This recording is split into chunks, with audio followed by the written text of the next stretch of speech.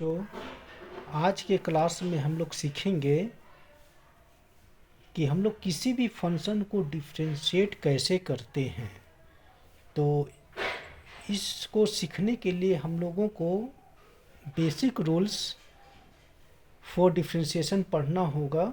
तो इसमें सबसे मेरा पहला जो रूल्स है कि जैसे मान लो कि अगर y बराबर कोई फंक्शन है f(x), मान लो c है, यहाँ पर c हमारा रिप्रेजेंट कर रहा है एनी कांस्टेंट को।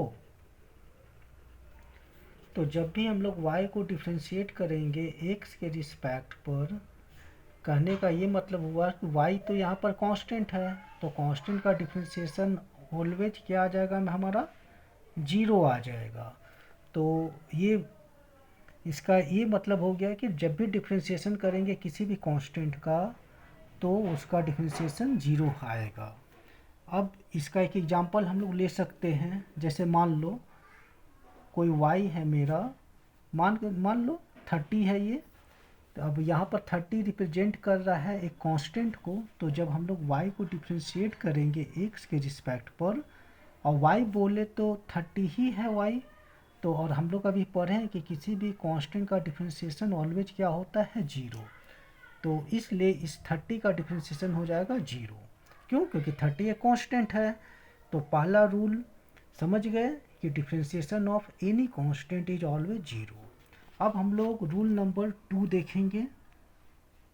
तो रूल नंबर 2 है, ये रूल बोलता है कि अगर y मेरा कोई फंक्शन अगर इस फॉर्म में हो, जैसे मान लो u है प्लस माइनस v है प्लस माइनस w है plus minus dot dot dot. अब यहाँ पर ये u v w ये हमारा रिप्रेजेंट कर रहा है या तो एनी कांस्टेंट को रिप्रेजेंट कर रहा है या एनी वेरिएबल को रिप्रेजेंट कर रहा है। तो इस फॉर्म में अगर कोई भी फंक्शन होगा, तो जब हम y को जब डिफ्रेंशिएट करेंगे x के रिस्पेक्ट पर, तो यहाँ पर हर एक इंडिविजुअल फंक्शन को हम लोगों को सेपरेट वाइज डिफ्रेंशिएशन करना होगा। तो इसलिए हम लोग को u को भी x के रिस्पेक्ट पर डिफ्रेंशिएट करना होगा, प्लस माइनस v को भी अलग से डिफ्रेंशिएट करना होगा, और w को भी अलग से डिफ्रेंशिएट करना होगा।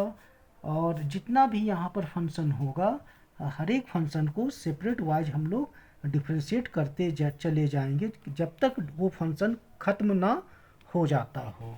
तो इसका एक एग्जांपल हम लोग ले सकते हैं।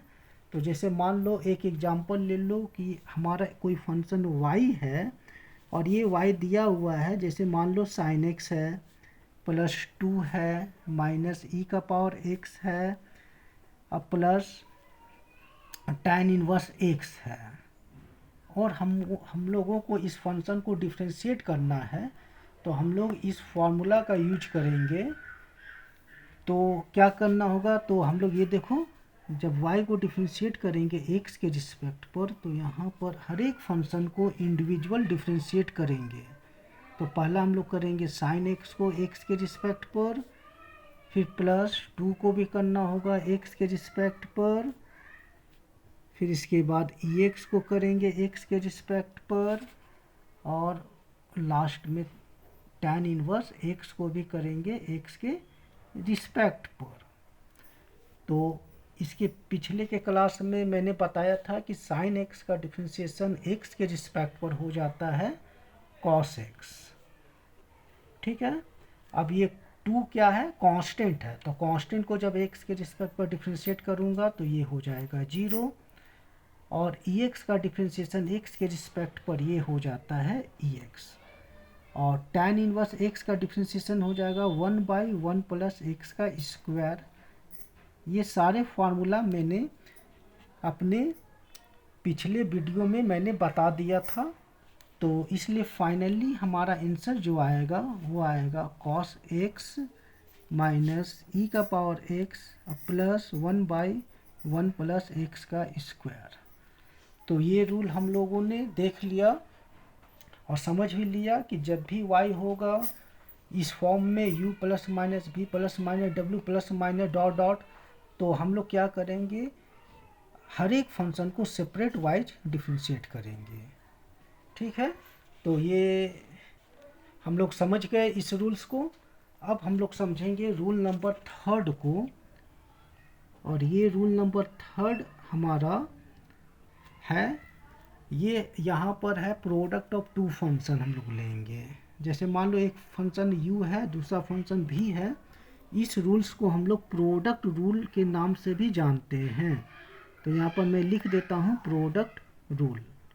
तो जब भी दो फंक्शन प्रोडक्ट के फॉर्म में होगा, अब यहाँ पर ये भी हो सकता है कि दोनों फंक्शन u और v वेरिएबल भी हो सकते हैं, या एक फंक्शन कांस्टेंट हो, दूसरा वेरिएबल भी पॉसिबिलिटीज है। तो जब भी दो फंक्शन का प्रोडक्ट होगा तो हम लोग ये फार्मूला डायरेक्ट यूज करेंगे। तो जब हम लोग y को x के रिस्पेक्ट पर डिफ्रेंशिएट करेंगे, तो जैसे हम लोग मान लो u को अगर फर्स्ट फंक्शन मानते हैं तो इस फार्मूला में हम लोग पुट करेंगे। तो ये हो जाता है first function u differentiation of second function v plus second function v differentiation of first function u। तो ये फार्मूला होता है। चलो हम इसका एक एग्जांपल भी हम लोग देख लेते हैं प्रोडक्ट रूल का।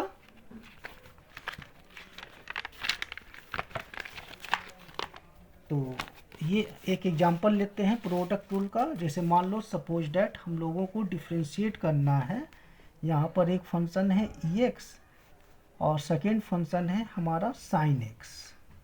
तो यहाँ पर हम लोग देख रहे हैं कि यहाँ पर दो फंक्शन का प्रोडक्ट है।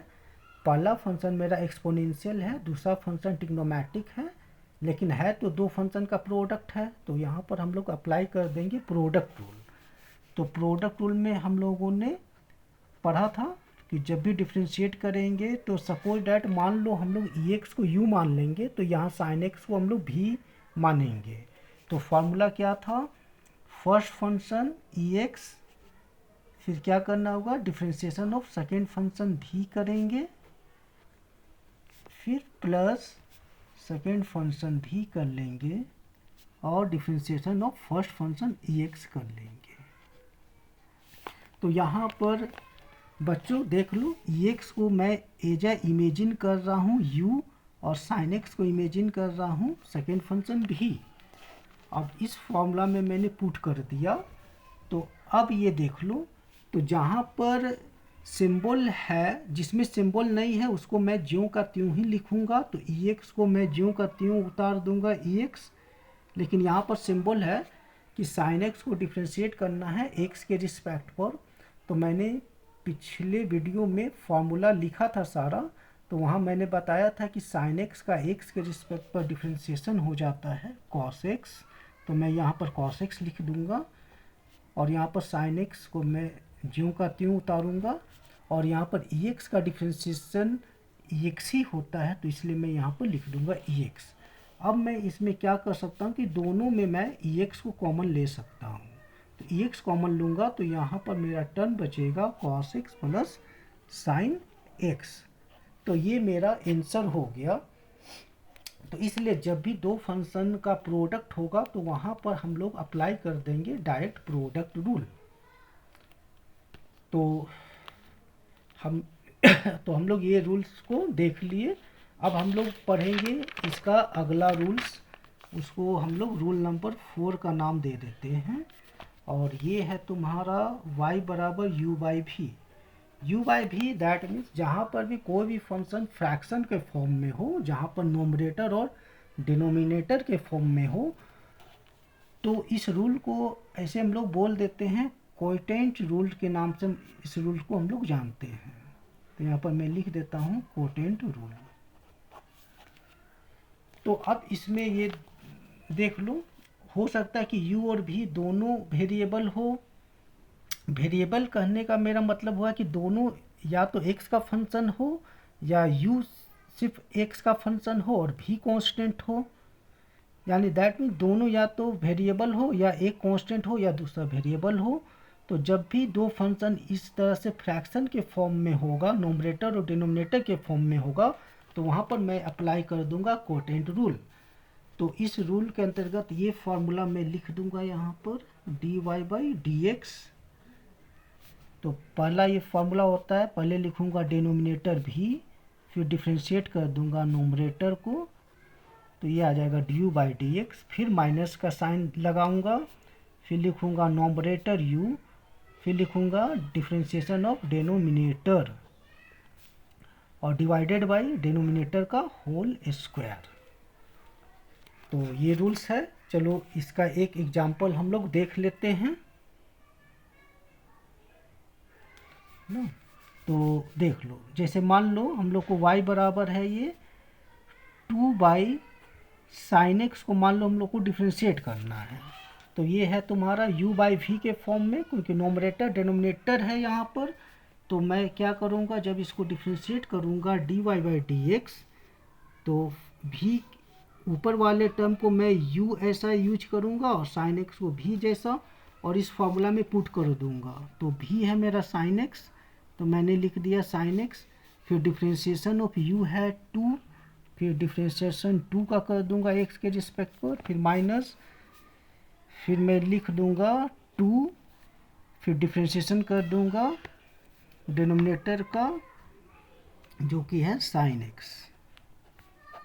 x के रिस्पेक्ट पर, और डिवाइडेड बाय डिनोमिनेटर का होल स्क्वायर कर दूंगा। तो ये हो जाएगा sin स्क्वायर x।